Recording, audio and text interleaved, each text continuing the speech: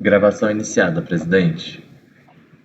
Bom dia a todos, estamos aqui continuando a nossa reunião de julho de 2020 e agora vamos dar início à nossa pauta da manhã, do dia 31 de julho de 2020. Né? Eu quero aqui apresentar o nosso colegiado. Hoje temos uma substituição em face da ausência só por essa manhã da conselheira Ana Paula Fernandes. Então, está aqui para suprir a ausência o conselheiro Marcelo Milton Risso, que é vice-presidente da primeira TO, segunda Câmara, da segunda sessão.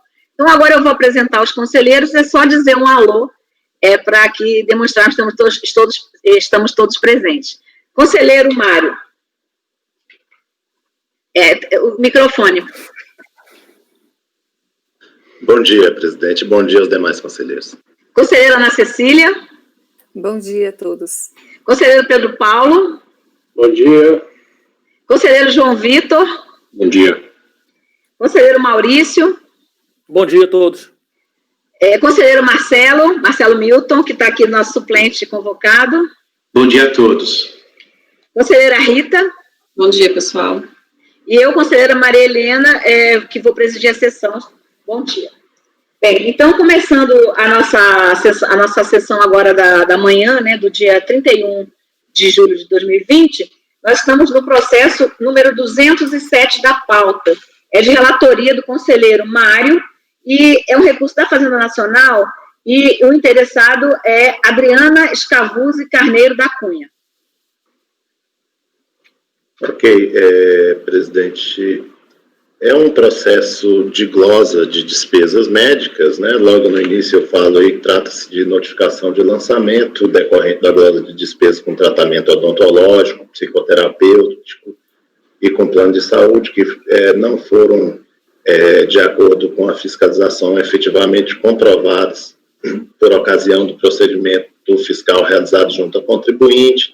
E aí eu cito essas despesas, já adianto para vocês que nesse quadrinho aí, as despesas com do item 4, do item 5 e do item 6, a contribuinte conseguiu comprovar, e aí os valores respectivos foram excluídos do lançamento. Depois nós tivemos decisão da turma extraordinária que acolheu, né, os argumentos da contribuinte em recurso voluntário, dando provimento ao seu recurso, ou seja, afastando essas glosas de despesa médica, despesas com tratamento de saúde. Bom, ao voto, já adiantando para vocês, né, que além dos comprovantes foram solicitados, além dos comprovantes, recibos não, além de documentos adicionais, e não foram trazidos quaisquer outros documentos que pudessem fazer comprovação de desembolso ou mesmo declaração de médico, dos profissionais que prestaram serviço de saúde. Então, antes de passar a leitura do voto, eu já faço preliminarmente essas observações. Então, o recurso é tempestivo e atende aos demais requisitos necessários à sua admissibilidade, portanto, estou conhecendo do recurso. A matéria em discussão, como já dito, é comprovação de despesas médicas, e não é nova nesse colegiado, já foi objeto de inúmeros julgados, dentre os quais destaca-se o acordo 9202-005-461, de 24/5/2017, da lavra do conselheiro Luiz Eduardo de Oliveira Santos, que eu reproduzo aí para vocês e não vou fazer a leitura, porque é um acórdão já bastante conhecido de todos nós aqui, e passo as minhas considerações. Não obstante as alegações da contribuinte, no caso sob exame, não se afigurou irregular, tampouco desarrazoada a exigência feita pela fiscalização para a comprovação dos pagamentos relacionados a gastos com saúde, sendo que a contribuinte é beneficiária de plano de saúde, que é contratado exatamente para a cobertura de despesas médicas. Nesse conceito, a aceitação dessas despesas somente seria possível mediante a apresentação de elementos adicionais de prova, o que não foi aportado aos autos, incabível, por conseguinte, a dedução das citadas despesas quando as respectivas provas não logram o convencimento acerca da efetiva prestação de serviço, tampouco o pagamento correspondente. E aí eu faço algumas considerações sobre o ônus da prova, sobre, aliás, de quem é o ônus da prova, trago o artigo 373 do Código de Processo Civil. Enfim, presidente, com essas considerações que já são conhecidas de todos, né, eu estou conhecendo o recurso especial da Fazenda Nacional e, no mérito, eu estou dando provimento a esse recurso. Obrigada. Podemos passar a tomada dos votos? Bom, conselheira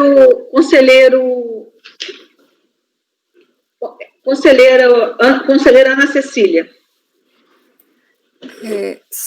Presidente, considerando as provas que tem juntadas aos autos aqui, eu vou divergir do relator, né, como a gente tem posicionamentos já conhecidos diferentes.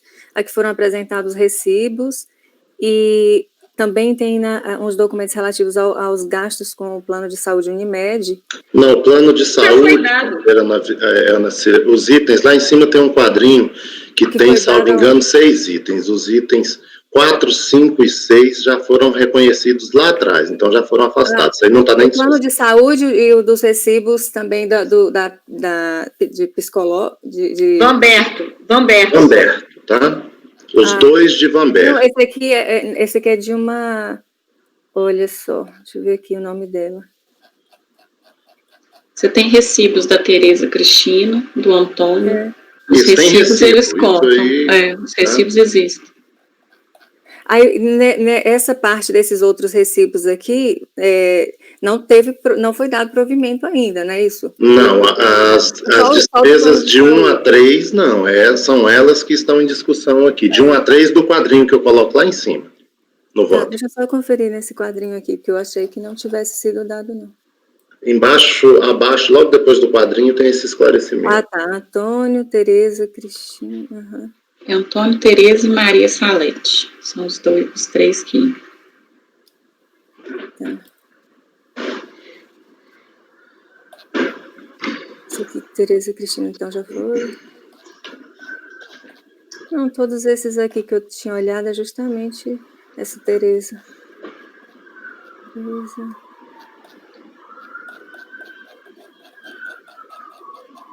Deixa eu só conferir para ver se tem algum mais que não entrou, porque pelo que eu estou vendo são os mesmos que já foram, então.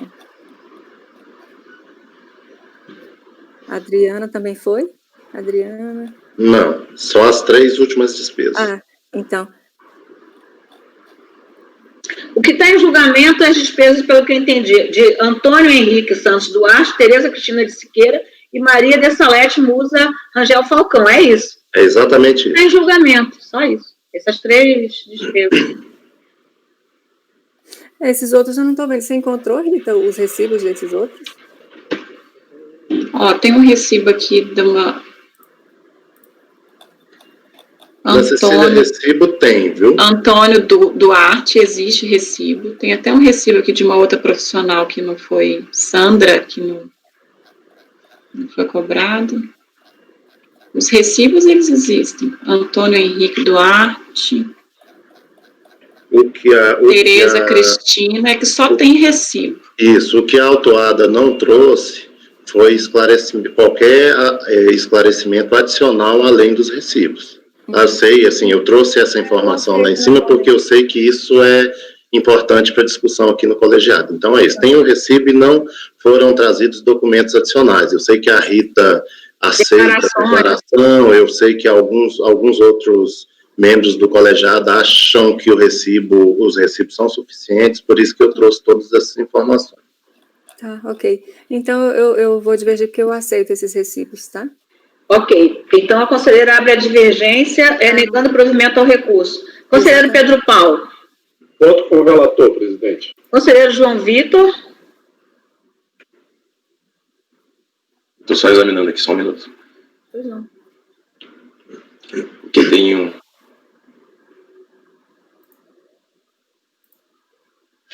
uma profissional chamada Cristina, não tem? Tem, deixa eu ver aqui, João. Mas ela não... Não, Tereza Cristina. não, Tereza Cristina tem. Qual é a divergência? Eu não achei, foi dessa Maria de Salete.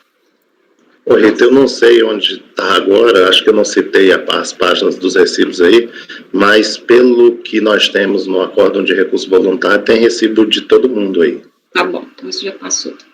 Sim, conselheiro João Vitor, então voto com a divergência, né? Conselheiro Maurício. Com o relator, presidente. Conselheiro Marcelo Milton. Com o relator, presidente. Conselheira Rita. Com o relator. Eu também voto com o relator.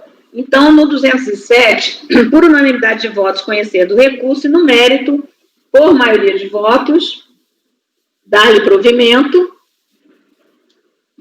Vencidos os conselheiros Ana Cecília e João Vitor, não é isso? E João Vitor. Isso. Que lhe negaram provimento. Agora passamos, então, continua de relatoria do conselheiro Mário, o número 208 da pauta, que é um recurso também da Fazenda Nacional, interessado João Barbosa Neto. Presidente, aí a discussão é exatamente a mesma, tá? Eu não vou, acho que, se vocês me permitem, eu vou passar, vou explicar o que a gente tem nesse processo aí, porque eu acho que é suficiente para que vocês tomem a decisão de acordo com o ponto de vista de cada um. Então, nós temos aí, deixa eu só ver quais são as despesas, nós temos algumas despesas, né? Então, nós temos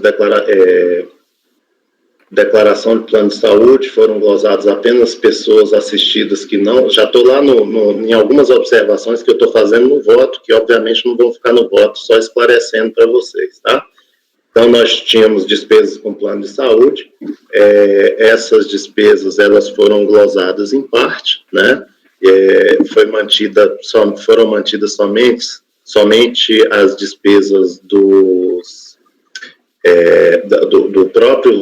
próprio contribuinte e do seu cônjuge, tá?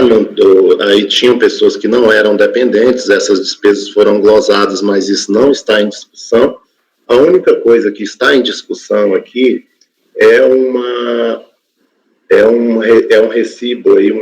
um conjunto de recibos que totalizam R$ 8.500, e aí, só para esclarecer o porquê que eu estou mantendo essa glosa, e aí, Rita, para você que é importante, nós temos aí, tem recibo, tem uma declaração da profissional, dizendo que realmente prestou o serviço. Essa profissional foi trazida para os autos a própria declaração de ajuste anual dessa profissional, e a fiscalização, ela se apega ao fato de que essa profissional, na declaração dela, o único valor que nós temos são exatamente esses R$ 8.500. Então, ela tem lá valores recebidos de pessoa física, R$ 8.500. E aí, o contribuinte, ele tem essa despesa de R$ 8.500 de serviços prestados por essa profissional de saúde, que também é da área de psicologia. Então, esse o principal argumento da fiscalização. A profissional, em tese, ela teria um único cliente ao longo do ano inteiro e tal. Então, enfim, os argumentos que eu trago no meu voto são os mesmos, mas trago essas peculiaridades e esses esclarecimentos para que vocês possam votar com tranquilidade. Tá, mas aí a profissional apresentou a própria declaração de imposto de renda dela, falando sobre esses valores. Isento, diga-se de passagem, né? Ok, mas esses valores foram apresentados. Esse valor foi apresentado. A peculiaridade que nós temos, como eu disse para você, é que o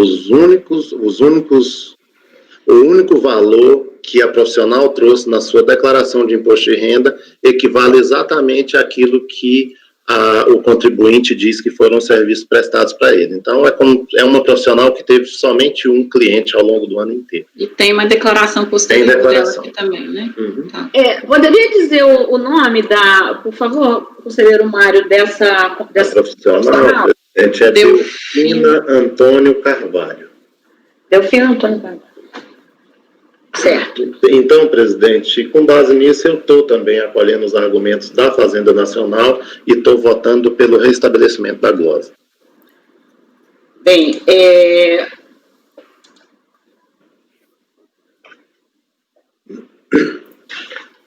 conselheira Ana Cecília. Nesse aqui também eu abro a divergência, presidente. Como todos sabem, o posicionamento da gente o meu é diferente do Mário, e aí eu estou negando provimento ao recurso especial da Fazenda Nacional. Conselheiro Pedro Paulo. Acompanho o relator, presidente. Conselheiro João Vitor. Acompanho a divergência. Conselheiro Maurício. Com o relator, presidente. Conselheiro Marcelo Milton. Nesse caso, eu acompanho a divergência, presidente. Conselheira Rita. A divergência.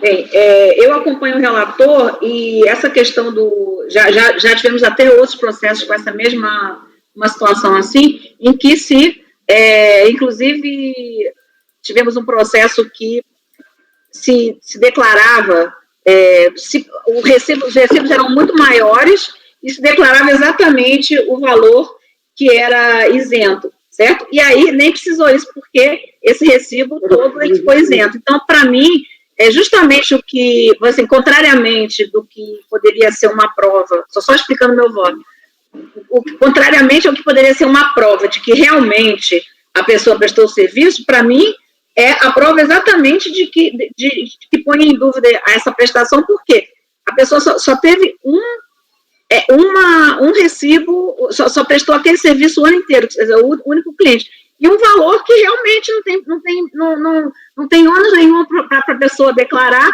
porque aquilo ali está isento mesmo, né? Foi o único rendimento.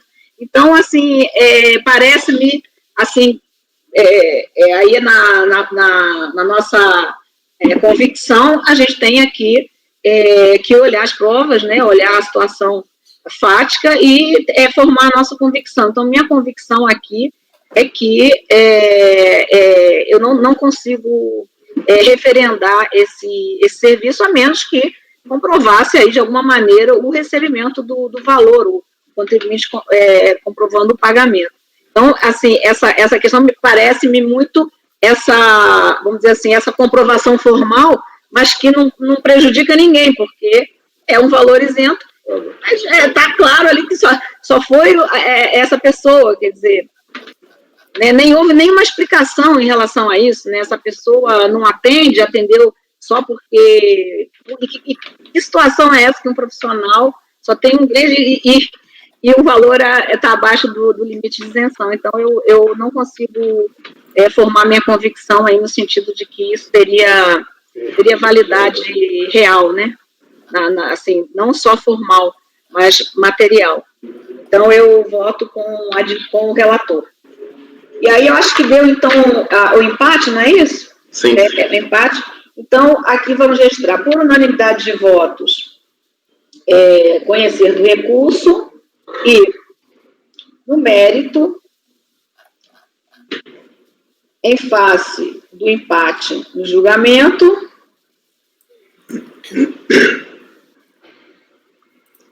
por determinação do artigo 19E da lei número 10.522, não é isso? De 2002, introduzido pelo artigo 28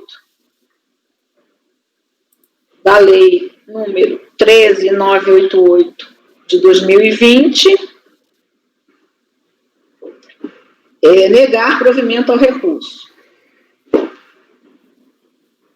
Vencidos os conselheiros Mário, relator, Pedro Paulo, Maurício e Maria Helena, que lhe deram provimento. Designado para redigir o voto vencedor, eu quero ver se tem alguém que se candidate a fazer o voto vencedor. Eu posso fazer, doutor. Tá. Hein? Alguém falou? designado para redigir o voto designada para redigir o voto vencedor, a conselheira Rita, ok? Passamos, então, para esse foi 208, né? Para o 209 da pauta. 209 da pauta é de relatoria do conselheiro Pedro Paulo, embargo de declaração, não é isso? Na verdade, é o embargo de declaração.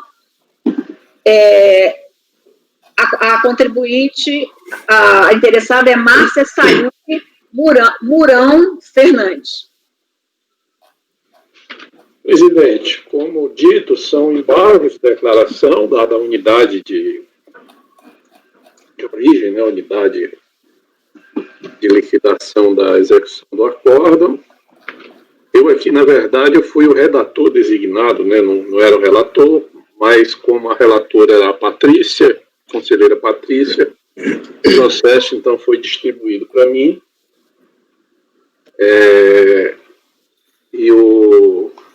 As razões do embargo, contradição entre o dispositivo e a conclusão do voto, no caso do voto vencedor, né? Eu transcrevo aí, já indo direto ao voto, né, o dispositivo e a conclusão, né? Resumidamente, o dispositivo dava provimento parcial, não é? E a conclusão do voto vencedor simplesmente dá provimento, né? Se você, na verdade, pegasse o voto vencedor e o voto vencido junto, até combinaria, mas não é assim que se faz, né?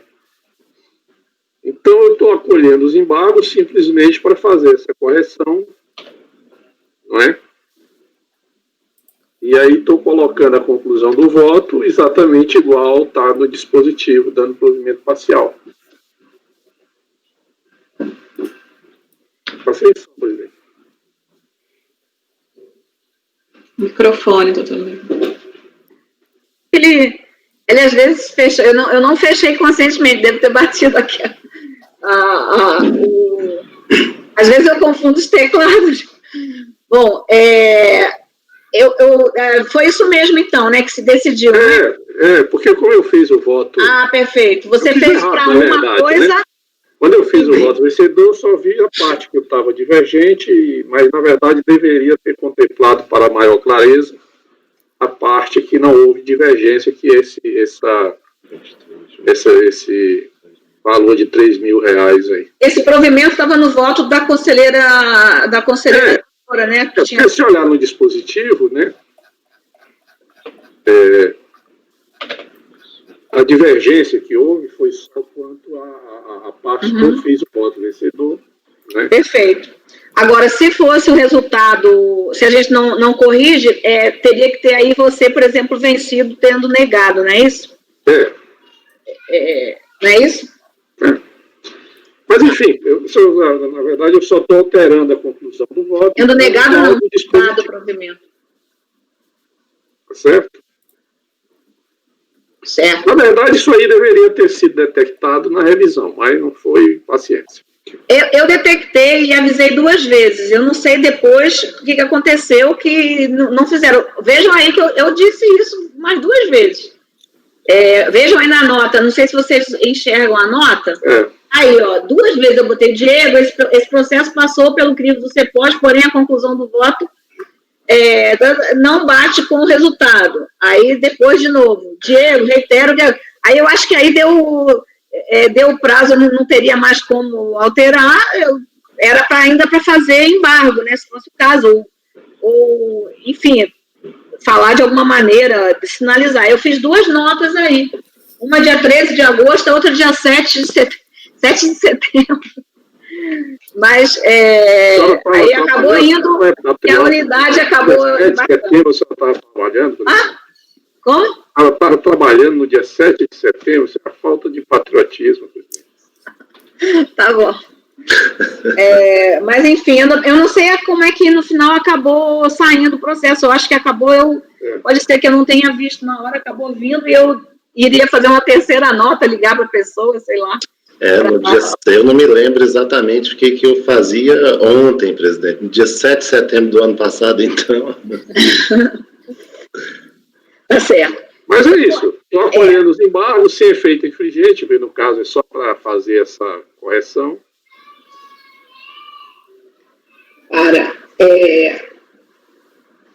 Então, o que a gente sempre, não sei lá, o conselheiro Marcelo como se registra, mas nós sempre registramos os embargos dessa mesma maneira. Conhecer e acolher os embargos de declaração para sanando o vício apontado no acórdão. Número, só me diz a data, Pedro Paulo, 9202-007-891 de... 9207, de 23 de maio de 2019. De maio de 2019,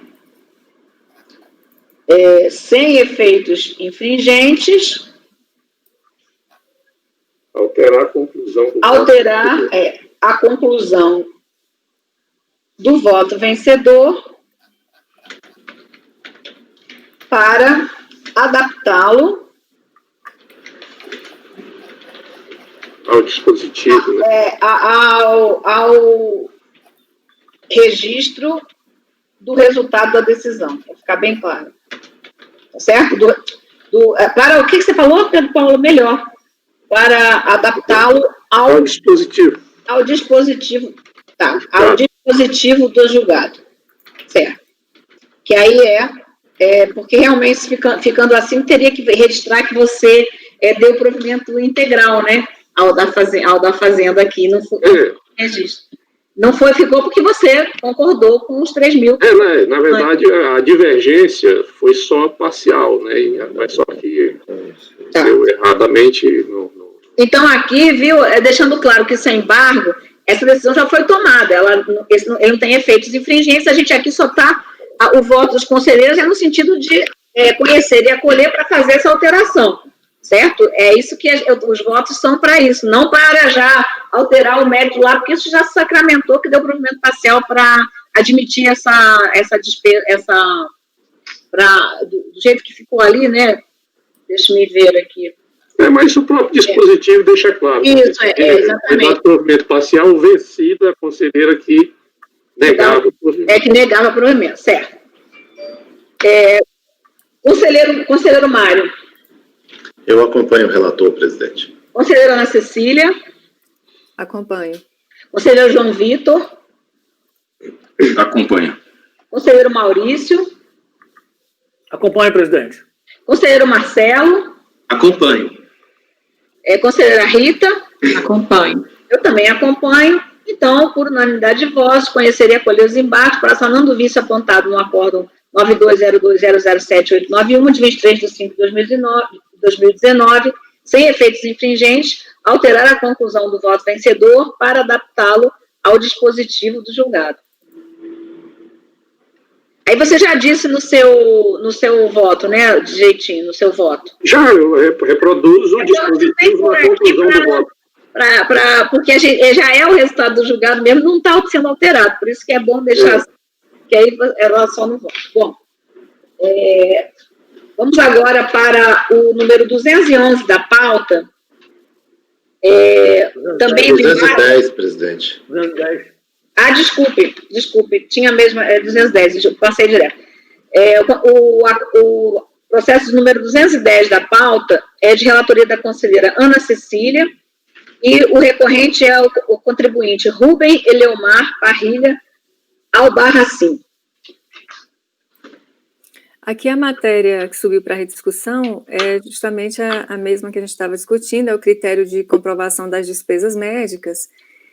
Inicialmente, eu até estava encaminhando o meu voto num sentido, que era, eu estava dando provimento ao recurso interposto pelo contribuinte, por entender que os recibos não tinham sido impugnados, só que, posteriormente, presidente, ao analisar que o recibo que foi apresentado, ele foi apresentado apenas um único recibo, ele consta aqui nas folhas, para quem quiser olhar, nas folhas 24, na folha 24, ele é no valor de R$ R$18.600, e ele não está preenchido completamente. Ele não tem número, ele não tem endereço, ele não tem a data, ele menciona o mês, não menciona a data.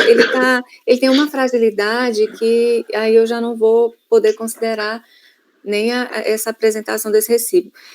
Infelizmente, desde do lançamento, assim, eles fizeram uma argumentação genérica na fundamentação, na notificação, né? Acho que eles não precisariam nem ir tanto além, porque o próprio recibo, ele tem uma fragilidade aqui, que ele não está preenchido, ele tem falhas no preenchimento aqui. Então, nesse caso, por essa peculiaridade, só foi apresentado esse recibo e tem uns extratos bancários, logo abaixo, que eles não têm indicação de relação, assim. Talvez serviriam para demonstrar apenas que o contribuinte teria como suportar a despesa incorrida, mas não tem uma relação que ele pretendia provar aqui com relação ao saque, do valor e tudo. Então, para mim também esses documentos abaixo, eles não servem. Então, aqui eu estou encaminhando por negar provimento ao recurso, que eu estou entendendo que esse recibo ele não está comprovando.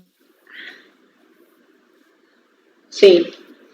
Esse é o 210, né, da pauta. A conselheira está negando provimento. O conselheiro Mário. Acompanho a conselheira Ana Cecília. Conselheiro Pedro Paulo. Acompanho a relatora, presidente. Conselheiro João Vitor. Acompanho a relatora. Conselheiro Maurício. Acompanho. Conselheiro Marcelo. Acompanho. Conselheira Rita. A relatora. E eu também acompanho a relatora. Então, no 210, por unanimidade de votos, conhecer do recurso e, no mérito, negar-lhe provimento. Conselheiro Marcelo está tendo acesso direitinho a tudo? Sim, presidente. Eu estou aqui na pasta e estou acompanhando. Obrigado. E no processo também já está tudo certo? Ok. Obrigada. Agora sim, vamos para o número 211 da pauta, que é de relatoria do conselheiro Mário. É um embargo, né? Agora sim, é o processo 211. Embargante aqui está fazendo a nacional e o processo é de interesse da contribuinte Sandra Regina Aranel Bassani. Presidente, na verdade, quem embargou isso aí fui eu mesmo, não foi? Eu vou... É porque aqui nós tínhamos uma limitação no sistema, né? Sim. Que ele não tinha, ele só existiriam, como sempre os recursos são as partes, né? Os recursos são interpostos pelas partes, Fazenda Nacional ou contribuinte, solidário, enfim, ele não tinha como não registrar, o sistema não estava preparado para registrar quando, no caso dos embargos, que nós temos outros legitimados que não as partes, né? Conselheiro, delegado de julgamento, delegado da Receita. Então, agora está sendo adaptado. Então, não sei se já foi utilizado esse novo sistema, se deu algum problema, mas ele já foi pedido, o SERCO já está entregando esse produto, né, que já permitindo que já saia embargo de conselheiro, embargo de delegado, DRJ, embargo, e os reais, ali, o rol de embargantes possíveis que são legitimados, né, não são só as partes. Eu acho que é o único recurso que não é só as partes que são legitimados. Então, aqui eu vou ver se a gente tem como corrigir isso para a publicação da ata, mas eu não sei se ainda é possível. Mas, com certeza, vai ser, porque isso já está sendo entregue pelo SERCO. Embargante, então, aqui é o próprio conselheiro Mário, né? Embargo de conselheiro. Isso. Já está na pasta, Mário? Eu acho que está, sim, mas vou dar uma olhada aqui. Acho que sim, eu abri ainda há pouco, tinha um bocado de processo dele lá, do Mário.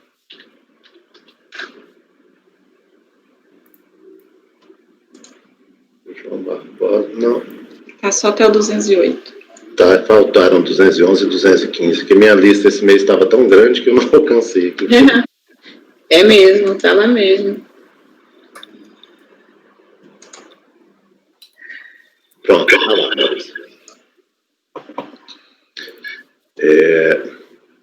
Posso ir ao voto, presidente? Explicar aqui. É uma coisa bem simples esse embargo. O que acontece? Essa contribuinte, nós julgamos um número relativamente grande de processos dela e acabou ficando no registro do julgamento um valor de restabelecimento de glosa de um outro processo. Na hora que eu fui formalizar, aliás, aproveitei o texto de um processo no outro, acabou ficando o valor errado. Então, o embargo é único e exclusivamente para corrigir o valor da glosa para R$ 28.561, o valor da glosa restabelecida. Certo. Houve só uma questão de repetir num processo o valor que era de outro. Isso, que era de outro processo. Certo. Ok. Então, o conselheiro está... Só vou registrar aqui o que ele está fazendo para depois tomar os votos. Agora, deixando claro que aqui a gente, na verdade, ele vai ter efeitos infringentes, né? Porque vai aumentar, né? Mas no dispositivo estava... Eu não estou olhando aqui o dispositivo. Estava 23.200. No dispositivo ficou 23.200, mas esse valor era de outro processo. No processo, no caso concreto, deve estar até no seu voto, né? O valor... Está lá na conclusão, é porque ficou diferente do dispositivo e da conclusão entre o dispositivo. Se a gente olhar os outros processos, vai achar dessa mesma contribuinte que tem essa... que tem esse mesmo valor, né? E aí tem o demonstrativo aqui, ó. Tem o demonstrativo aqui dos valores. Bom, então deixa eu ver aqui. Eu vou só registrar o que o conselheiro está fazendo, né? Conhecer e acolher os embargos para sanando o vício apontado. Eu fico na dúvida se ele tem efeitos infringentes ou não, porque o voto... Eu acho que tem, presidente, porque o registro ficou isso aí, né? Então... Mas é por isso que eu perguntei se no dispositivo... o dispositivo foi... Estava errado também, porque aí tem efeito infringente. Foi exatamente o dispositivo que ficou errado. Sanando o vício apontado no acórdão, no acórdão número 9202008572, de 30 de janeiro de 2020. 30 de 2020, com efeitos infringentes,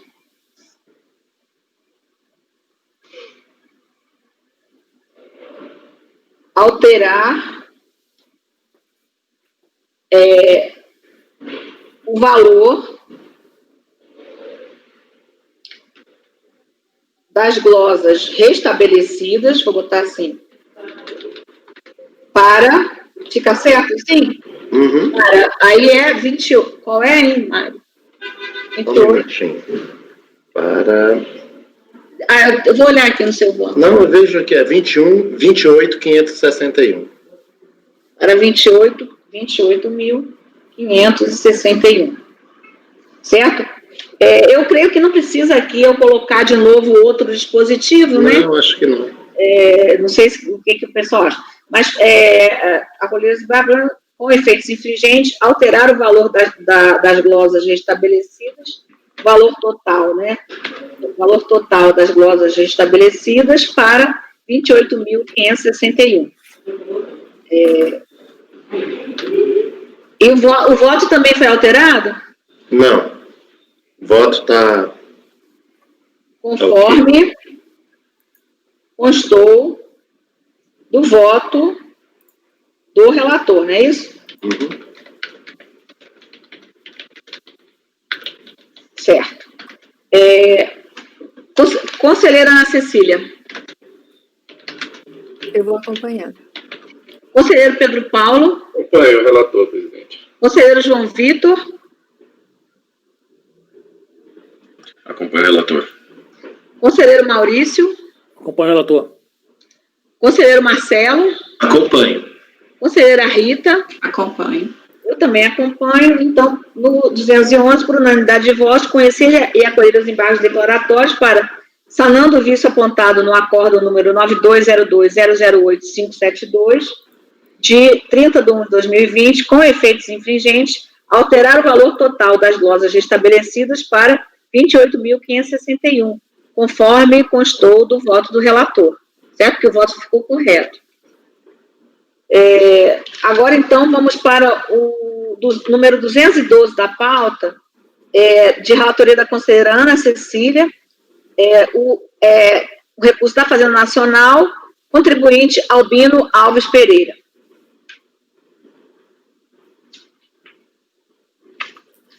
Só um minutinho, está abrindo aqui, presidente.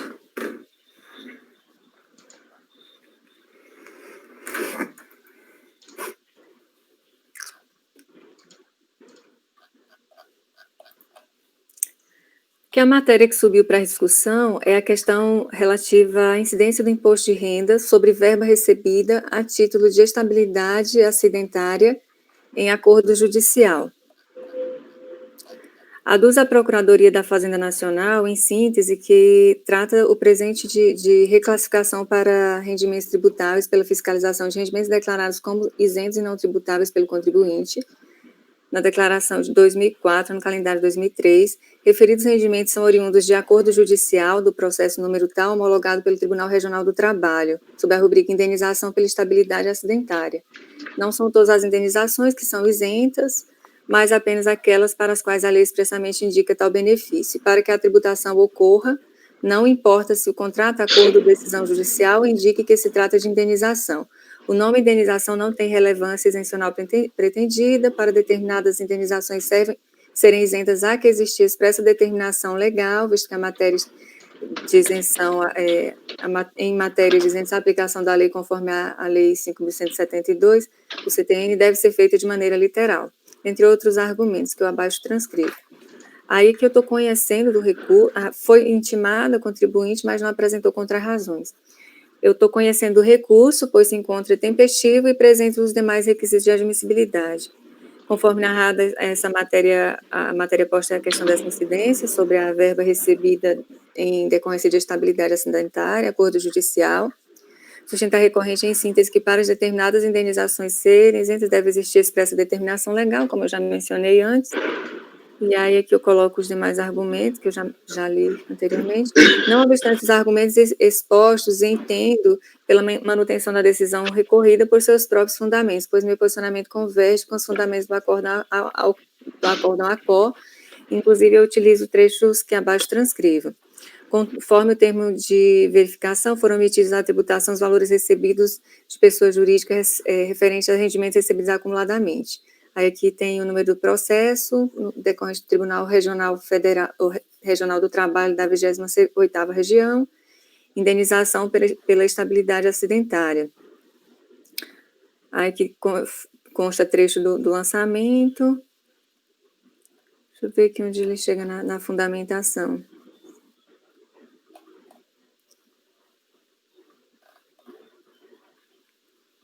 Cecília, eu estou com uma dúvida de conhecimento. Conhecimento, Rita? Porque eu não li o acordo recorrido, não, mas aqui você está falando que a gente tem um lançamento em razão de verba que foi definida pelo Poder Judiciário como verba isenta em razão de acidente de trabalho. Foi em decorrência de um acordo judicial, né? Recebida a título de estabilidade acidentária, uma verba que o nome da verba, né, ela decorre da estabilidade acidentária, estabilidade decorrente de acidente de trabalho. Ah, tá, não é, no nosso que a gente está julgando, não é de acidente de trabalho, é a mesma, então, do paradigma, porque o paradigma é a estabilidade de participação na comissão da CIPA. É outra estabilidade, né? É uma estabilidade também, mas a natureza aqui é acidentária. No nosso processo... O contribuinte se acidentou, é isso a dúvida? É isso. O contribuinte se acidentou, no outro ele participar da comissão. Da comissão, isso. É o chamado cipeiro, né, que participavam dessa... É isso? Aham. Bom, sim, Rita... Eu quero ler o acordo recorrido, só um minutinho.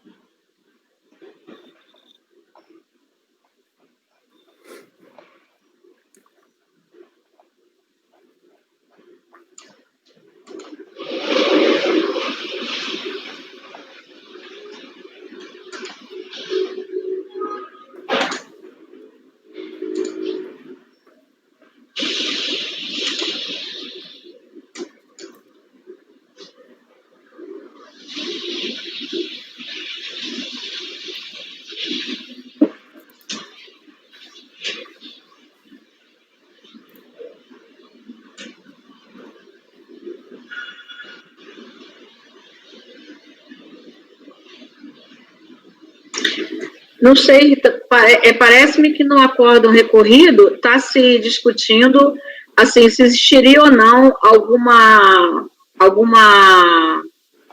vamos dizer assim, identidade entre estabilidade acidentária e indenização por acidente de trabalho, certo? No paradigma é a questão da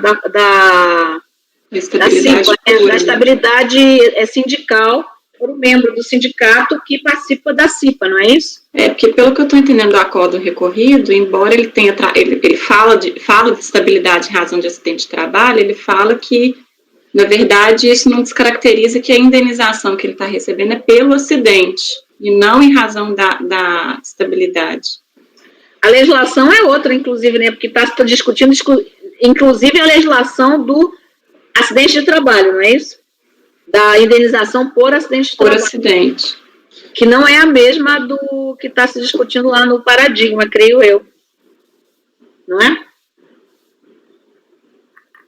É porque quando há um acidente de trabalho, o empregado ele tem uma estabilidade que dura no período mínimo de 12 meses, né? Ele deve manter o contrato de trabalho, o contrato ele fica mantido por um período de 12 meses. Aí a discussão essa estabilidade, o valor que ele recebe, né? Que ele recebeu decorrente dessa estabilidade, esse valor, ele é isento ou não do imposto de renda? Aí o paradigma fala da estabilidade das pessoas que estão não é a mesma, não na comissão. Na comissão, é uma estabilidade também, mas é a estabilidade decorrente de outra situação. De membros do sindicato que participa de comissão de acidente de trabalho. Não estabilidade pessoa sentar que teve um acidente, mas não necessariamente, né?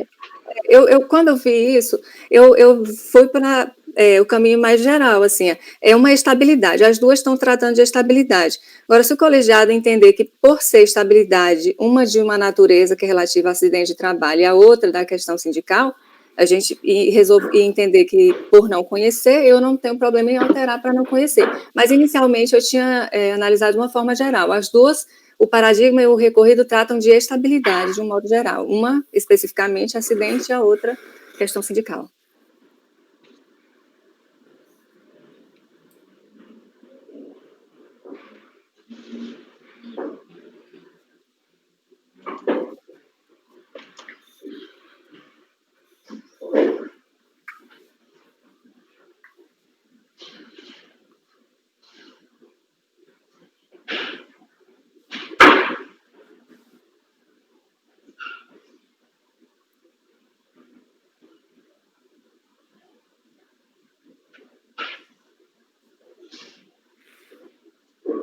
E no paradigma também eu não estou conseguindo ver que ele tenha recebido isso em razão de decisão judicial.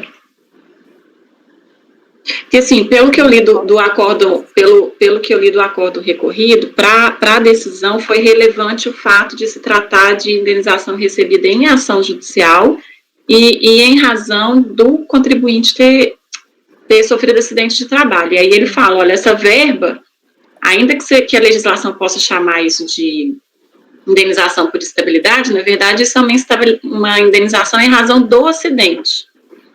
E aí, eu, assim, acho que para mim é relevante que o paradigma tratasse do mesmo tipo de estabilidade, digamos assim. Uhum, entendi. Rita, eu acho relevante isso que você colocou e vou encaminhar por não conhecer do recurso. Porque são naturezas de fato diferentes e pode, pela própria natureza das verbas aqui, poderia implicar na análise diferente do tema, né? Paradigmático. Do paradigmático, então Não que não pudesse ter divergência nesse sentido, se fosse uma, vamos dizer assim, uma abordagem genérica nos dois casos, né? Qualquer tipo assim, qualquer tipo assado, mas na verdade eu estou vendo que tem bastante especificidade pelo menos no recorrido, né? Está se falando bem específica. Bom, enfim, a conselheira está reestruturando. não conhecer, exatamente. Conselheiro Mário. Presidente, só eu vou acompanhar a relatora, mas vou fazer essa ressalva, que eu acho que a senhora vinha fazendo, inclusive, de que, sob a minha ótica, é possível se estabelecer a divergência em se tratando de indenizações de natureza diferente, a depender da abordagem que seja dada no recorrido e no paradigma. Mas, nesse caso, como os dois acordos trataram de forma bastante específica de cada uma das situações, levantando as peculiaridades de cada uma aí dos tipos, de cada um dos tipos de indenização, digamos assim, eu vou acompanhar, e tem esse aspecto adicional que a conselheira Rita trouxe também, de que no recorrido nós temos verbas que decorrem de processo judicial, e no paradigma não existe nada que indique nesse sentido. Então, acompanha a relatora. Ok, só vou fazer um esclarecimento, até em consideração ao conselheiro suplente, né, que não é uma questão, isso não, na turma ordinária, são recursos de cognição plena. E aqui nós temos sempre essa questão a cognição não é plena, a cognição é específica restrita à demonstração de divergência. E nós costumamos aplicar, para ficar mais prático, né, quando tem situações que são limítrofes, enfim, nós aplicamos o que nós chamamos aqui, até foi o conselheiro Haddad, Gustavo Haddad deu esse nome, batizou de teste de aderência. Então, a gente pega o que quer se mudar, né? O recorrente, no caso da Fazenda Nacional, quer mudar essa decisão aqui do acordo recorrido. E aí traz um paradigma que lograria mudar, dar uma interpretação divergente, então, ele, com essa interpretação, mudaria. Aí, se a gente pega, quando a gente pega nosso teste de aderência, se a gente pegar o que se decidiu aqui e aplicar para cá, realmente teria uma alteração de resultado. Se a gente responde assim, não, poderia ter, depende, se isso, se aquilo outro, aí a gente já não pode dizer que haveria uma divergência. Se a gente disser assim, não mudaria, é porque nem sequer teria a divergência, né? Porque se ele não mudaria, certo? Então a gente faz só para ficar mais prático. Às vezes ajuda nesses casos mais. E aqui realmente, né? Se nós pegarmos os argumentos ali, como a conselheira Rita bem colocou, os do acórdão recorrido são bem específicos. Aí teria que ver se eles lograriam alterar aí o resultado. Só para. É uma coisa prática que como não tem essa familiaridade, né, dos conselhos da turma ordinária, das turmas ordinárias e turmas extraordinárias, tem cognição plena dentro das matérias de recurso, né? Sim. A conselheira Ana Cecília. A relatora, presidente. Desculpe. Não, você vai se acostumando, porque aqui, como fica tudo, cada vez que a gente mexe aqui, muda a ordem do que aparece na tela, e eu tenho que ainda lembrar dos relatores. Conselheiro Pedro Paulo. Eu acompanho a relatora aí com as observações do conselheiro Mário aí. Conselheiro João Vitor. Acompanho a relatora. Conselheiro Maurício. Acompanho a relatora de igual forma com as observações aí feitas pelo Mário. Conselheiro Marcelo. Acompanho. Conselheira Rita. A relatora. Eu também acompanho. Aí seria interessante, assim, eu não sei se, eu acho que também para a relatora isso é importante, que não é só porque é possível demonstrar divergência, não é só por causa, até com verbas diferentes. Eu vou ressaltar isso, presidente. Eu vou ressaltar dependendo... não simplesmente pela razão de tratar de estabilidade de natureza diversa, mas considerando que as razões de decidir, tanto do paradigma quanto do acórdão de recurso voluntário, elas se debruçaram sobre as especificidades de cada uma dos tipos de cada estabilidade, né? Então, por conta dessas peculiaridades é que, nesse presente caso, não será possível conhecer. Ô, Cecília, se for relevante para você, lá no paradigma ele fala que o pagamento foi por liberalidade do empregador. Ainda tem essa questão, que aqui foi decorrente de decisão, de acordo judicial, salvo engano. Isso faz uma diferença bem enorme, né? Sim. Bem, então ficou, em relação a 212, por unanimidade de votos, não conhecer do recurso. Sim. Agora, então, passamos para o número 213 da pauta, um recurso da Fazenda Nacional, de relatoria, do mesmo contribuinte, né? Do mesmo é a mesma situação, é a mesma situação, idêntica. O paradigma também trata da... Tá. Então, igualmente, né, eu vou, então, consignar o resultado idem ao processo número 212, que os paradigmas são o mesmo, a mesma coisa, né? O paradigma é o mesmo, né? Sim, a questão da... Tá, que lá é CIPA, né? Também CIPA. Então, idem ao processo número 212, por unanimidade de votos, não conhecer do recurso. Não conhecer. Aí, então, terminamos, então, a nossa pauta agora da manhã, não é isso? Confere aí, né? Confere, não ficou nada para trás, não, né? Aí nós podemos retornar, então, ao que ficou pendente aqui, né? Nós tivemos uma pendência aqui dos processos de número 177, 178, do 177 ao 183, certo? Podemos voltar, então, para ver se nós fechamos aí, ficamos só, então, com a pauta da tarde, que, pelo menos, já foi dito pela conselheira Ana Paula que ela já estaria presente, tá certo? Bom, como nós aqui, sempre as sessões virtuais, elas sempre se relativiza a questão de tempo e espaço, nós não precisaremos, na sessão da parte da tarde, aguardar até o início formal da sessão, estando todos presentes, a conselheira já se liberando da situação impeditiva que ela tinha pela manhã, nós podemos também retornar e aí fechar nossa pauta também da tarde, que está bem restrita também, certo? Isso tudo a gente vai depender aí de uma comunicação. Mas, por enquanto, vamos retomar esse processo aí do 177 ao 183. Bem, então, número 177 da pauta, então, o processo, essa pauta era, me ajudem, deixa eu ver aqui. TTR. O 177 era da pauta do dia 30, não é isso? Esse processo todos que nós... 30 de julho. Isso, perfeito, obrigada. Seria a pauta, originalmente, ela estava agendada para 30 de julho de 2020, na parte da manhã. Então, agora vamos julgar nessa pauta de agora. Então, vamos primeiro o processo 177 da pauta, de relatoria. É meu. Da conselheira Rita. Não, da conselheira Ana Cecília. É o 178 da conselheira Rita. Tudo bem. Então, 177 da pauta, vamos então, agora, para fechar a pauta de data anterior, que não houve tempo hábil, então vamos fechar agora. Número 177 da pauta, em julgamento, recorrente à contribuinte Maria Alice Faleiro de Molina Alves e de relatoria da conselheira Ana Cecília. Ok.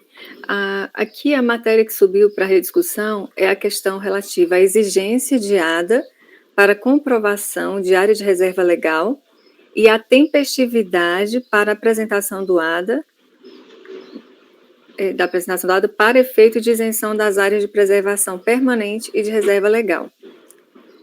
Convém destacar que o despacho de admissibilidade mencionado, na mesma oportunidade, negou seguimento ao recurso do contribuinte com relação à exigência de ADA para comprovação de APP e exigência de averbação da área de reserva legal à margem da escritura pública. Então, essas duas premissas ficaram estabelecidas, que exige-se o ADA para comprovação da APP, ficou já estabelecido, e que exige-se a averbação da reserva legal à margem da escritura pública. Então, isso já não se discute mais. Aqui eu transcrevo os argumentos do contribuinte, da Fazenda, eu vou adentrar no meu voto, porque a gente tem uma questão de conhecimento, que foi, inclusive, levantada pela Procuradoria da Fazenda Nacional. Sustenta a recorrida a impossibilidade de conhecimento integral do recurso especial interposto pela contribuinte, considerando que, quanto à matéria relativa à área de reserva legal, restou definitiva a decisão ACO no sentido da exigência de averbação da RL na margem da escritura pública. Assiste razão à Procuradoria em seus argumentos no tocante à inutilidade da reapreciação da parte do tema admitido sobre a RL, qual seja a exigência do ADA para comprovação de área de reserva legal. Nota-se que, mesmo sendo admitida tal matéria, uma vez mantida a necessidade de averbação e não tendo a contribuinte cumprido tal requisito, a rediscussão do tema não seria apta a ocasionar a alteração da decisão. Portanto, voto por não conhecer do recurso especial com relação à exigência de ADA para comprovação da área de reserva legal. Foi claro, presidente, essa parte? Como tinha sido mantida a necessidade de averbação, então já não importa se tem ADA ou não para a ARL, já que a contribuinte não tinha averbado. E essa premissa ficou já estabelecida na decisão. Aí o recurso não seria apto a alterar. Entendi. Mas aí o que o contribuinte quer não é a dispensa da averbação? Não, aqui o que ele quer, aqui agora, com relação à área de reserva legal, é a exigência de ADA. O que ficou decidido na decisão ACO é que é necessária a averbação para a ARL. O contribuinte recorreu dessa parte, não foi admitido. Então, não sendo admitido, ficou mantida essa parte. Aí o que subiu só foi relativa ao ADA, com relação à ARL. Okay. E aí, mesmo que se discutisse, se considerasse, né? Eu perdi a parte do não admitido, desculpa. Ah, tá. Então, aí eu tô negando, não estou conhecendo nessa parte da exigência de ADA para comprovação da ARL. Eu passo adiante, presidente? Eu estou só com uma dúvida aqui, que eu tenho um despacho de admissibilidade aqui, e tem 2 despachos? Deixa eu só ver. Deixa eu ver aqui. Eu não sei se é o 177 da pauta, olhando certo. Eu não recordo de ter 2 despachos, eu acho que teve reexame, não é? Não. Porque aqui foi negar segmento, não foi? Foi negar segmento. Mas aí depois teve um reexame. Porque agora eu estou vendo, é aquele despacho que dá, o regimento é claro em dizer que o segmento é parcial quando você não dá segmento para tudo, mas aqui se faz dar segmento para uma coisa e negar para outra. Era segmento parcial, entendi, porque eu estava olhando aqui o final, estava negar segmento, mas em cima está dar segmento. Ah, tá, então foi... É uma forma de registro diferente. Certo. Então eu vou passar adiante, presidente. A parte que foi dado segmento dessas 2, né, que você está conhecendo parcialmente, é isso? Exatamente. Eram 4 matérias, eram 4 partes separadas, 4 capítulos, né, da recorrente. Aí 2 capítulos que subiram, foram admitidos, né, e que foram aqui, eu coloco logo em cima, que foi a exigência de ADA para comprovação da área de reserva legal, subiu para a gente admitir, e subiu a tempestividade da apresentação do ADA para efeitos de APP e reserva legal. Foram esses 2. Aí ficaram, o que não subiu foi a exigência de ADA para comprovação de APP, então considera-se que existe o ADA, né? E a exigência de averbação da RL, então considera-se que restou mantida essa exigência, é necessária a averbação para fins E Aí, aí, então, nessas duas que foi dado segmento, aí eu estou não conhecendo de uma, que é a relativa à área de reserva legal, considerando que, como não subiu a outra parte relativa à verbação, não teria diferença analisar essa parte. sim, Não teria utilidade, na verdade. eram 2 fundamentos e só passou um fundamento. Exatamente. Certo? Então, a conselheira está, sempre, quando a gente fala que conhecer, é do que subiu, porque o que não Sim, subiu, se não teve agravo, se não teve outra coisa, foi definitivo. Então, ela está conhecendo parcialmente do recurso apenas quanto à tempestividade para apresentação do ADA para efeito de isenção das áreas de preservação permanente, não é isso? Exato. Reserva legal, não. Aí, reserva legal ficou prejudicada, né? Porque ficaram 2 matérias para mim. Aham. Bem, então, ela está conhecendo parcialmente. Por enquanto, só o conhecimento. Conselheiro Mário. Acompanha a relatora. Conselheiro Pedro Paulo. Acompanho, presidente. Conselheiro João Vitor. Acompanha a relatora. Conselheiro Maurício. Acompanha a relatora. Conselheiro Marcelo. Acompanho. Conselheira Rita. Com a relatora. Eu também acompanho. Então, por enquanto, quanto ao conhecimento, no 177, por unanimidade de votos, conhecer parcialmente o recurso apenas quanto à tempestividade doada para isenção da APP, não é isso? Quanto à tempestividade doada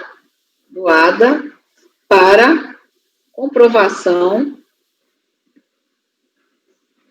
para, vamos dizer assim, para a não tributação, deixar assim, né, da APP.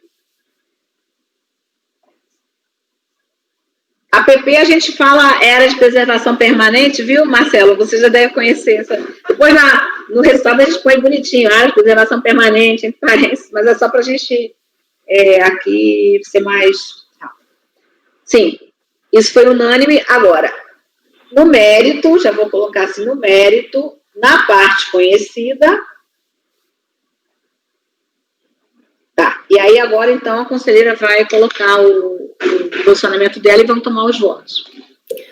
Aí, presidente, como eu tenho o posicionamento de que não seria obrigatório o ADA, só que essa matéria já ficou superada porque se decidiu que é obrigatório o ADA e sobre essa parte o recurso do contribuinte não foi admitido, mas mantendo coerência com esse entendimento que eu tenho, se não é obrigatório o ADA, então a tempestividade dele também não teria tanta relevância no meu entendimento. Contudo, eu coloco as especificidades desse caso, deixa eu ver a partir de qual momento que eu menciono, só um pouquinho, que aí já fica mais fácil para acompanhar. Ocorre que discussão não adentra na exigência ou não do ADA, apenas sua tempestividade, assim, restringindo-se ao tema posto, bem como mantendo coerência com a posição que eu tenho de dispensa do ADA, entendo como desnecessária a tempestividade.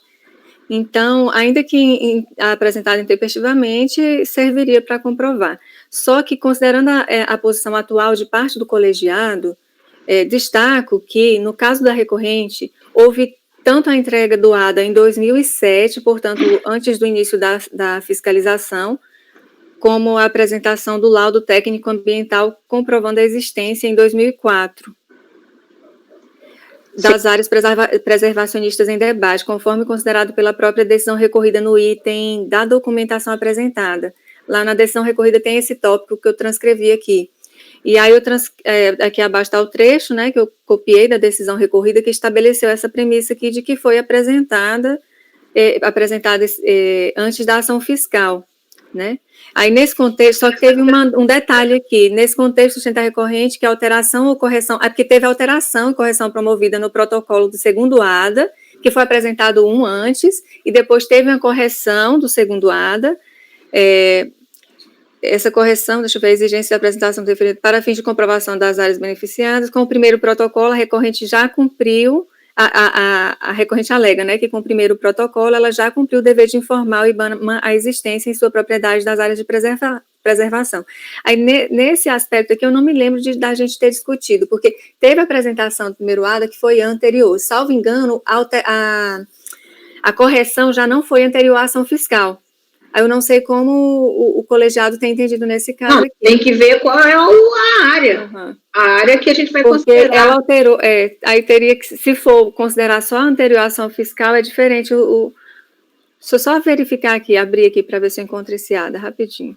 O quanto era o pedido, né? E o qual que o ADA, vamos dizer, que a gente considera tempestivo, cobriria, para pelo menos a gente ter como votar, né? Viu o conselheiro Marcelo, nesse caso do área de preservação permanente, há posicionamentos, né? Há conselheiros que entendem que, tendo o laudo, seria dispensável o ADA de qualquer forma, como é o caso do posicionamento da relatora, e outros conselheiros entendem que o ADA é necessário, mas que, como ele é declaratório, diferente da RL, que seria constitutivo para esse posicionamento, ele teria que ser, pelo menos até anterior à ação fiscal, até para igualar com a espontaneidade no caso de outras declarações, como o IRPF, né? Então, assim, por isso que é importante esse dado, né, a gente saber o que estaria dentro do anterior à ação fiscal, para a gente saber se daria provimento ou negaria provimento.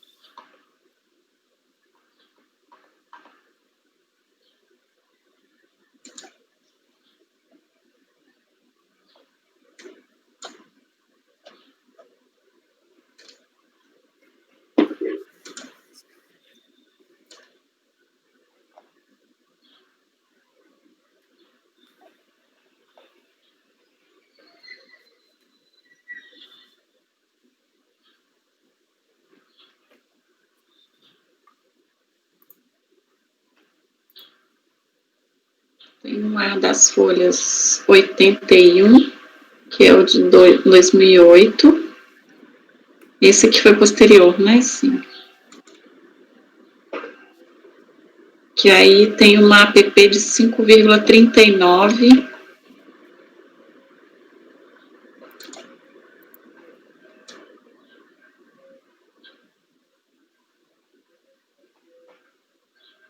Que é o valor que consta no laudo. 5,9 hectares? 5,39. Aliás, 5,39. Agora, na declaração... Ele declarou bem mais, né? Acho que ele 63. Declarou 63. Eu estava nisso agora. Ele declarou 63,1. E o primeiro ADA, que é o de 2007, parece, tem uma área de 25,2. Isso, 25,200, nas folhas 37. Esse que foi protocolado em 26/9 de 2007. Quanto é que tem nesse outro? 25,200.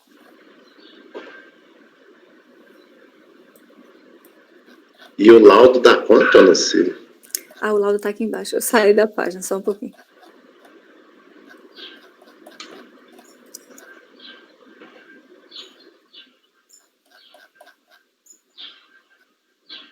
Olha, o que está no acórdão recorrido é assim: anulado a 2007, protocolado em 26/9 de 2007, consta informado uma área de APP de 25,2 que o advogado da recorrente afirmou posteriormente tratar-se de erro material. Assim, providenciaram um laudo técnico com a finalidade tal que informa a existência de 5,39 de APP e 57,17 de mata. Tal documento é datado de 23, também consta outro laudo, enfim, ele próprio disse que... Então, em 14/9, foi protocolado o ADA 2008 com APP de 5 e essa área de floresta de 57. Bom, a APP seria, então, ele mesmo está dizendo que seria de verdade 5,39, né? O restante seria a RL, mas aí ele não averbou a RL para esse exercício. Ao que parece. Foi.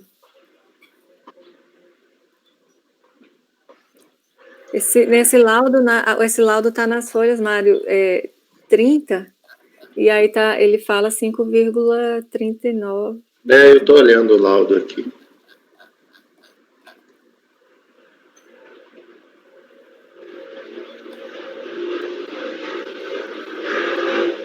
Ele tinha colocado mesmo, era 63, né? Não é isso? 63,10. Depois ele tinha um ADA de 25, e aí ele mesmo disse que era 5 e pouco, o resto era RL, mas não tinha verbação. Em síntese é isso, né? E o laudo mesmo diz que é uma PP de 5. Sim. Sim. Ok, eu acho que todo mundo já tem as coordenadas para votar, podemos tomar o voto? Conselheiro, então, pode votar. Não, o meu posicionamento é mais amplo, presidente. Aí eu só menciono isso porque eu sei que é importante para a maioria do colegiado. Eu estou conhecendo o recurso e estou dando provimento. Mas eu não estou considerando a tempestividade, para mim, se eu considero que nem é obrigatório o ADA, para mim não é relevante a questão dele ser tempestivo ou não. Mas eu estou falando assim, mas o laudo, não é a sua coisa, não é sempre o laudo? Que o laudo é mais forte? E por isso relevam o ADA? Eu não estou entendendo. Eu não adentrei, presidente, nessa discussão, porque eu até coloquei, eu já li meu voto anteriormente, é o seguinte, aqui não está se discutindo se é obrigatório ou não o ADA, porque isso já ficou sedimentado. É obrigatório, para esse processo aqui é obrigatório a apresentação do ADA.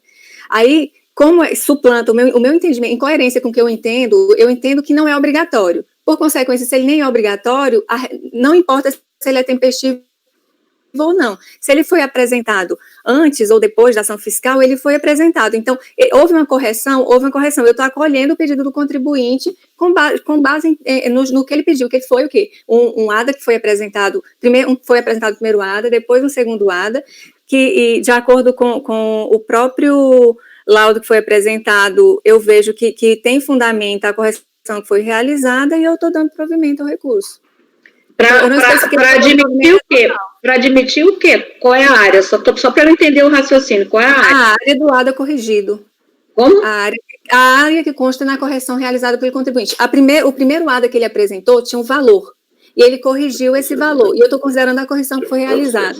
Porque eu não pode dizer os hectares? Quantos hectares? Eu dei provimento total. Eu não coloquei hectare, porque não é provimento parcial, é total, é integral, presidente. Sim, eu poderia informar qual foi o pedido total dele? Quanto ele está... Vou abrir aqui o recurso dele para eu poder ler.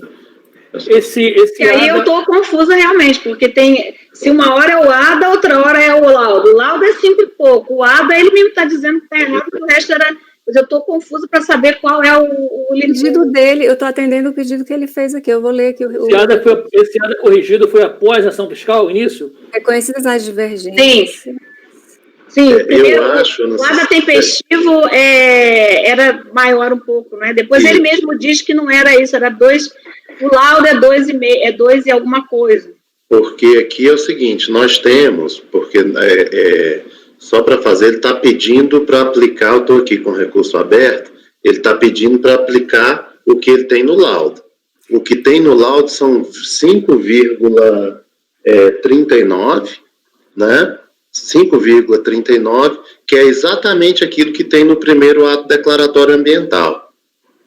Então, assim, acho que tem que ficar bem esclarecido, porque como está no ADA esse 5,39 no primeiro ADA e no laudo, para mim não tem problema nenhum em acompanhar o seu entendimento, claro que pelas conclusões. Agora, eu acho que tem que ficar bem especificado essa área.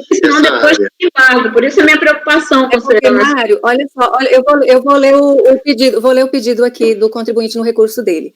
Por todo exposto, reconhecidas as divergências apresentadas, requer que seja processado e provido o presente recurso especial para fim de aplicar o entendimento exarado no acórdão paradigma na forma de reconhecer a existência das áreas de preservação permanente, aqui ele fala de utilização limitada também, mas a gente já não conheceu, comprovadas pelo contribuinte através do ADA devidamente apresentado e do laudo técnico ambiental e, consequentemente, o direito relativo à isenção a essas áreas. Então, assim, eu não acho que eu preciso especificar se ele já está mencionando... Eu acho, porque ele tem dois ADAs, um com 25 e outro com Só que ele, quando ele vincula ADA e laudo, aí eu estou entendendo que é 5,25, porque o resto Mário, ele queria ganhar também como ARL. Então, 5,25 é o que está junto no laudo e no ADA. Então, colocar o valor que está lá, então, aqui no laudo. Mas aí vai ficar provimento e aí especificando o valor. Provimento total e especificando o valor. É isso, presidente? Porque a gente não costuma fazer assim. Não, desde que você coloque no seu... Não, desde que você coloque no seu voto. Ah, tá. Eu achei que quisesse incluir isso. Como tem vários valores, eu estou só querendo evitar um embargo, Anacília. Aqui não tem problema nenhum eu colocar, que fica dá provimento. O recurso dele, ele informa que teve um erro, ele apresenta laudo. Então, eu entendi que dá provimento, eu estaria acolhendo o que foi depois considerado até como no próprio laudo. A questão é a seguinte, na hora que ele fez o pedido, ele não sabia o resultado todo que seria. Então, ele colocou como 5,25, trouxe o laudo, que aí ele mesmo está dizendo que é 5,25 e não 63, como ele estava pondo ali, ele estava também querendo ganhar o restante da área como ARL. Mas aí não foi aceito, porque não tinha averbação. Agora, o que ele está pedindo aí, que se você está dando provimento, é efetivamente o que seria a revisão ali do acordo recorrido, que é o 5 e pouco. Ele está dizendo o que está no laudo e o que está no ADA. A interseção entre laudo e ADA é 5 e pouco, porque não é outra coisa. Colocar a quantidade no meio do voto na conclusão do provimento. Exatamente. Você especificando no voto, não tem problema. Não tem problema nenhum. O ADA apresentado é maior do que ele declarou de APP? Não, o primeiro ADA está com 5. Não, está com 25, não é? Não, acho que o 25 é o segundo, não? Ele mudou para menos, porque ele viu que era ARL. Peraí, foi o que Deixa eu ver aqui. Fechei. Hein? Ele declarou 60. O primeiro ADA aqui, tá, de folhas 37, ele está colocando 25,200. Isso, esse foi o de 2007. 2007, protocolo 26/9/2007. Ele foi glosado em quanto, Mário? De APP? Ele foi glosado tudo. Era 63 que ele pediu de APP. Aí o ADA tinha esses 25, né? E aí depois ele disse que ele trouxe um laudo para dizer que não era 25, era 5 e pouco, o resto era ARL, pelo que eu entendi. Aí o laudo que ele apresenta aqui nas folhas 43 diz que é o valor de 50 e... Cadê? Meu Deus, perdi aqui. 5,39. 5,3907. De APP e 57 de mata. Exato. Bem, e foi nesse sentido que foi depois corrigido, né, o ADA. Foi. Ele reconhece que o primeiro estava errado. Agora deixa eu ver o segundo, só para conferir, presidente. Pra não ter... Eu acho que foi, porque aí o resto ele está falando que era... Para mim, o que ele estava sustentando era justamente isso, que houve, de fato, ele não nega que houve esse erro no primeiro e que depois foi corrigido. Bem, a conselheira, então, está dando provimento, e o que, no final, se concluiu que a pessoa está pedindo é 5 e alguma coisa, não é isso? É isso? Que é o que ela diz que é laudo. Você também conferiu, 5,339 somente. 5,3. Bom, conselheiro Mário.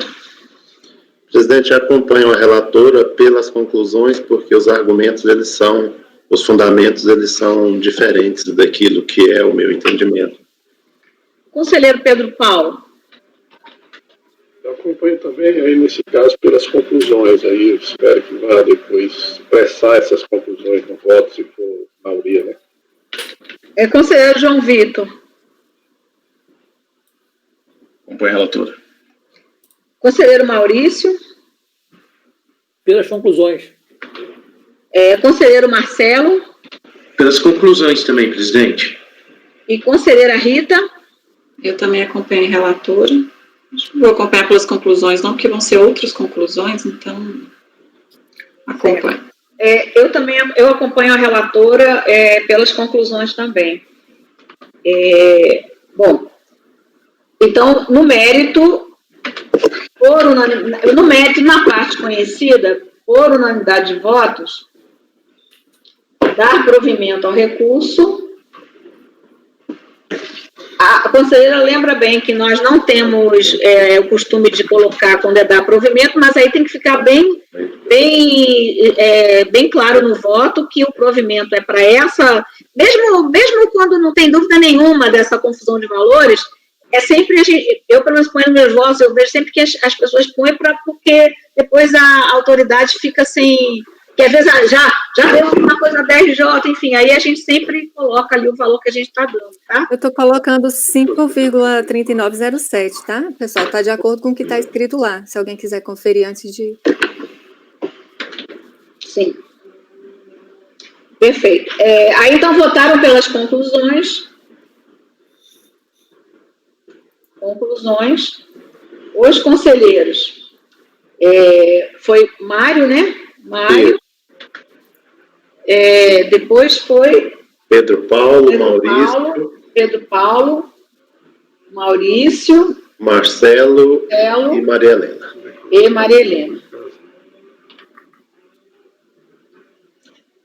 Aí, então, precisaria colocar, viu, essas conclusões, não sei se as nossas são as mesmas do conselheiro Marcelo, mas pelo menos as nossas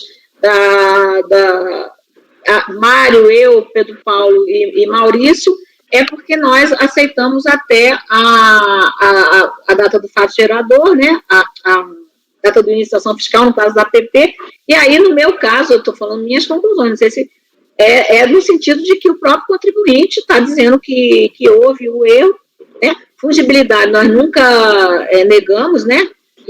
A fungibilidade, que ele está dizendo. Lógico que depois ele perdeu a AIL, mas se ele tivesse ganho, não teria nenhum problema para nós aqui ter feito essa... E o laudo, nesse sentido, é importante, não que a gente releve o ADA, mas aí, nesse ponto, ele mesmo está dizendo que teve um erro, né, e está dizendo que é outra área de floresta, próprio contribuinte, nesse sentido, viu, Ana Cecília? Só fazendo essa... Não sei se é o mesmo das conclusões dos conselheiros outros. É nesse mesmo sentido, presidente. Ok, então, se ninguém tem nada contra, a Ana Cecília já está explicando isso, né, Ana Cecília? Eu já tinha até mencionado, mas eu vou botar outro parágrafo, presidente, ao final, para especificar que a maioria do colegiado entende que o ADA apresentado até o início da ação fiscal, ele é tempestivo e, portanto, serve para comprovação. E aí, só que esse ADA, ele tinha 25. E aí, a gente, em função de que o próprio contribuinte está... É nesse sentido, por isso que eu estou ressalvando. O próprio contribuinte, ele especificou exatamente. Com valor. Eu vou fazer o texto, depois, presidente, eu até coloco para o colegiado. Até porque essa fungibilidade, a gente nem pode mais mudar, porque ele não está pedindo isso no recurso, e o acordo depois já deu, né? Essa fungibilidade, já foi aceito. Então, ele mesmo que colocou o litígio nesses contornos, ele deu esses contornos para o litígio, então, a essa altura não tem nem como, né, daí ele visou mudar tudo pelo recurso especial e não teve seguimento a outra matéria, essa que foi a questão. Bem, agora então, tudo bem? Ficou entendido? O 178 da pauta, de relatoria da conselheira Rita, é os recorrentes Miguel Moreira Braga e Fazenda Nacional, são 2 recursos. Vamos lá. Temos um ITR exercício 2002, o contribuinte declarou uma APP de 346,5 hectares e uma RL de 808, foi glosada a totalidade da APP e da RL. Temos um ADA de 2007, posterior ao início da ação fiscal, que aconteceu no dia 31 de maio de 2006. Temos a verbação de um termo junto ao IBAMA, datada de 98. Laudo juntado às folhas 36, demonstrando a existência de 346,5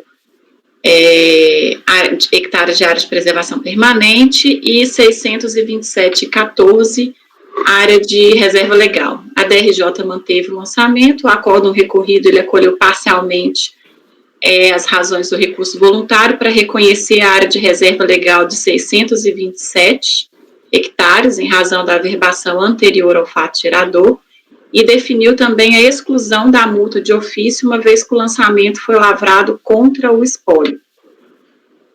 recurso especial da Procuradoria pedindo, então, a preclusão no que tange à exclusão da multa de ofício, a discussão acerca também da necessidade de apresentação de ADA para fim de caracterização da área de reserva legal e um pedido subsidiário no sentido de que a multa de ofício, então, fosse substituída pela multa de mora.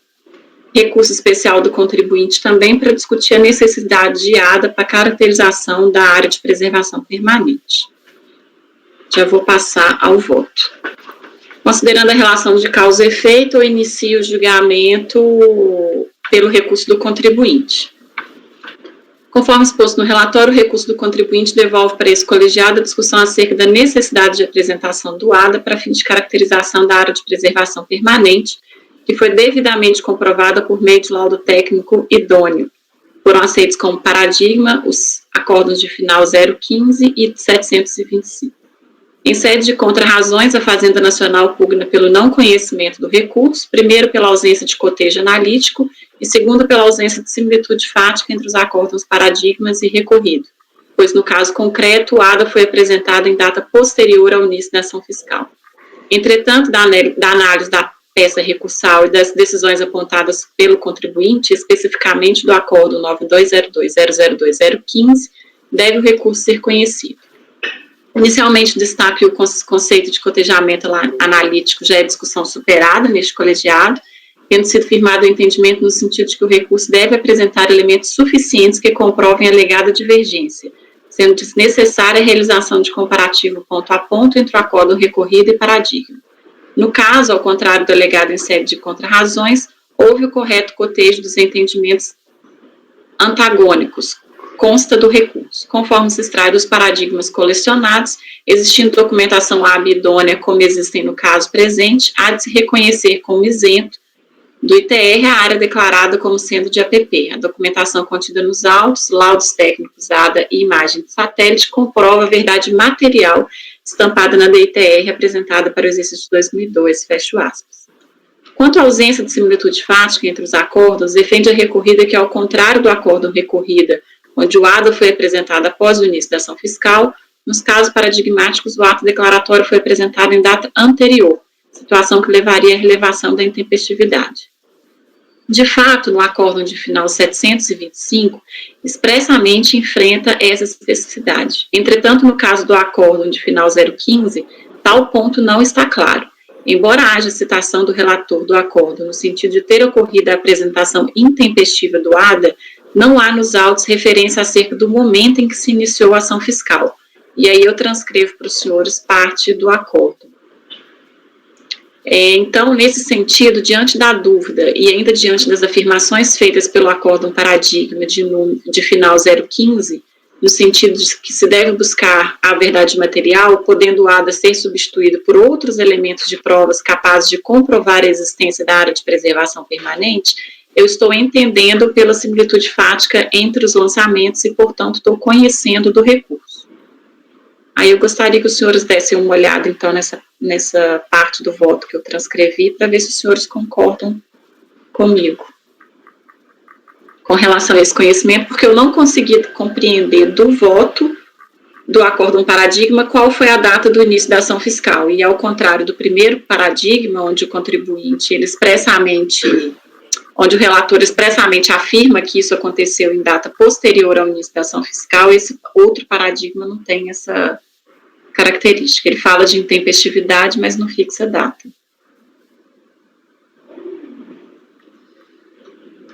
Sim.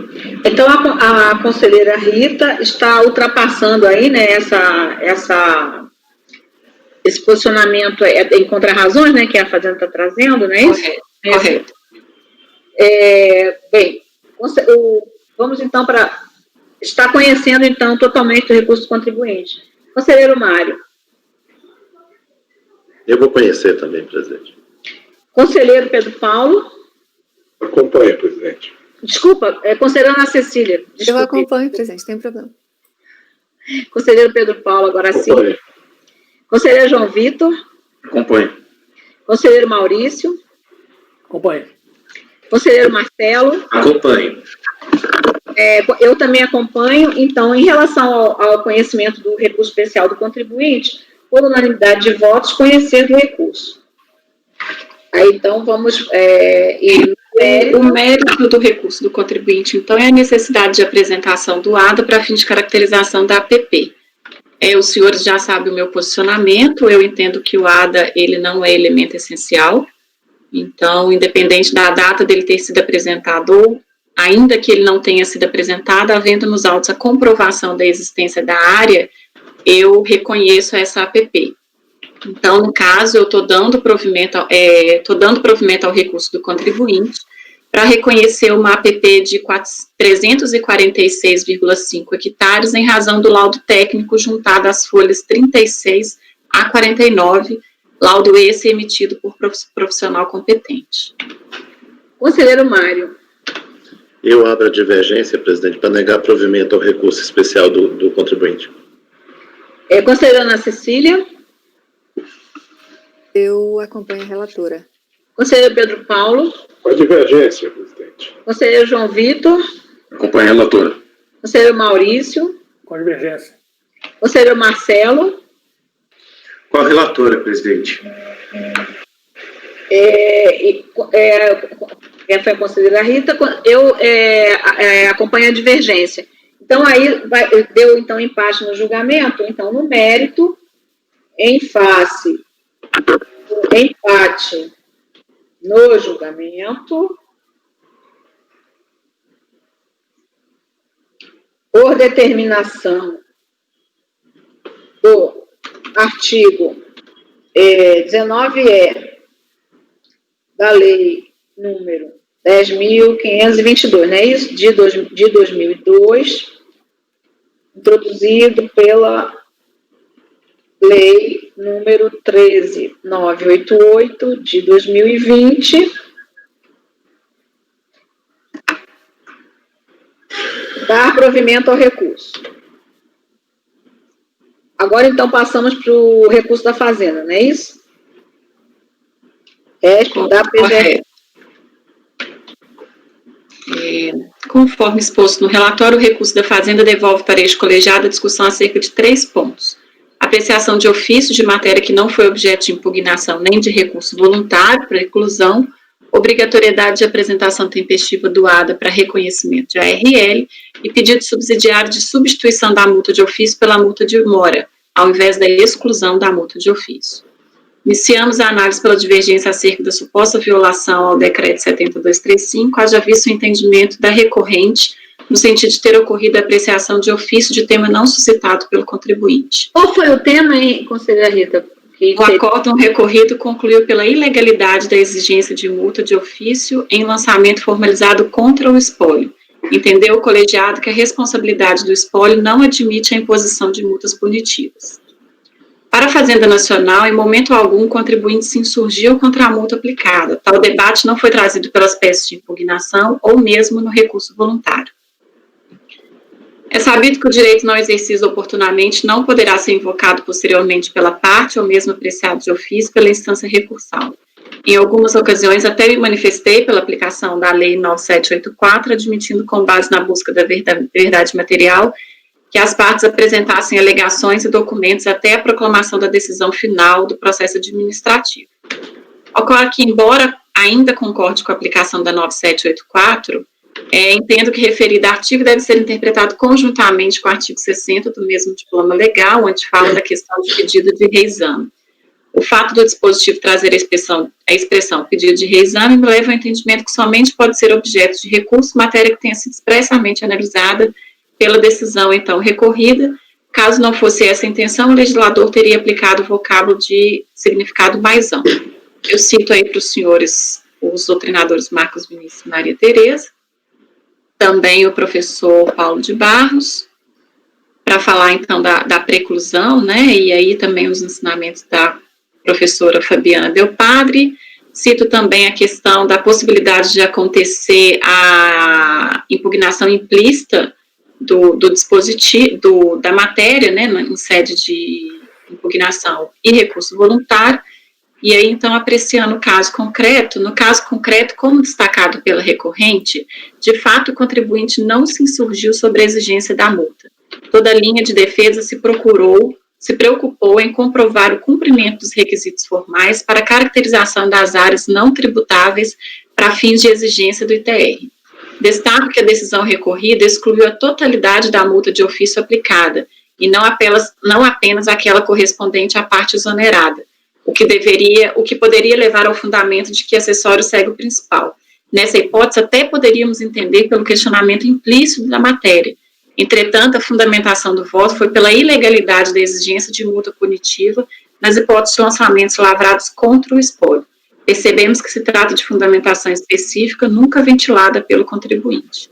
Nesse sentido, considerando então a redação do artigo 16, acumulado com o artigo 17 do Decreto 70.235, eu entendo que era defeso ao colegiado recorrido apreciar a matéria relativa à exclusão da multa.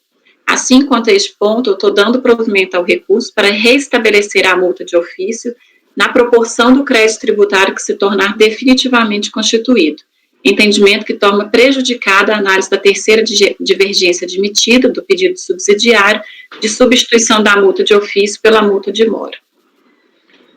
Ok. Desculpe. Aí que eu já ia passar para a segunda divergência. A segunda divergência é a questão do ADA para fins de caracterização da RL. Como a nossa RL aqui, no caso, ela foi registrada em data anterior ao fato gerador, eu estou aplicando a súmula 122. Então, na conclusão do voto, eu estou dando provimento parcial ao recurso da Fazenda Nacional para restabelecer a multa de ofício na proporção do crédito tributário que se tornar definitivamente constituído. Certo. Ficou entendido o voto da conselheira? Bom, conselheiro Mário. Acompanho, presidente. Conselheira Ana Cecília. Acompanho. Conselheiro Pedro Paulo. Acompanho. Conselheiro João Vitor. João Vitor. Acompanho.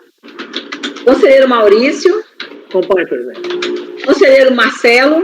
Acompanho. Eu também acompanho. Então, em relação ao recurso especial da Fazenda Nacional, por unanimidade de votos, conhecer, porque você, dentro do seu voto, aí sim é um pedido alternativo, não é, Rita? Aí não há problema nisso, porque é um pedido alternativo. Você já está ressalvando que aí já não caberia pedir a conversão da multa, né? Correto. Por unanimidade de votos, conhecer e, no mérito, dar-lhe provimento parcial para restabelecer a multa de ofício. Aí, como é que você falou mesmo, hein? Na proporção do... Acho que pode ficar na proporção do crédito remanescente, né? Na proporção, do crédito tributário remanescente. Certo. Vamos fazer, então, agora o nosso intervalo? Vocês querem fazer um intervalo ou querem seguir direto? Porque faltam 1, 2, 3, 4, 5 processos da pauta, mas eu acho que a gente consegue. Intervalo. Eu tenho 2 bem simples, mas vamos para o intervalo. Vamos voltar, então, às 11. 1 hora no processo aí. Às 11. Fazer 4 processos. Como? Nós ficamos 1 hora num processo só, fazer 4 processos e levar esse nível aí, não vamos fazer 4 horas. Quando fala que é simples, me dá até... Eu penso assim, conferir. Quando fala que é simples. Tá. Então daqui a pouco a gente confere. Retornamos às 11? Ok. Pode ser. 15 minutos, né, de intervalo? Isso, eu tô dando até, no meu ainda são 10h43, como sempre tem uma diferença aí de alguns minutos. Não é assim, né, porque... 11. 11, tá bom. 11, tá bom? Então, por favor, poderia interromper a gravação?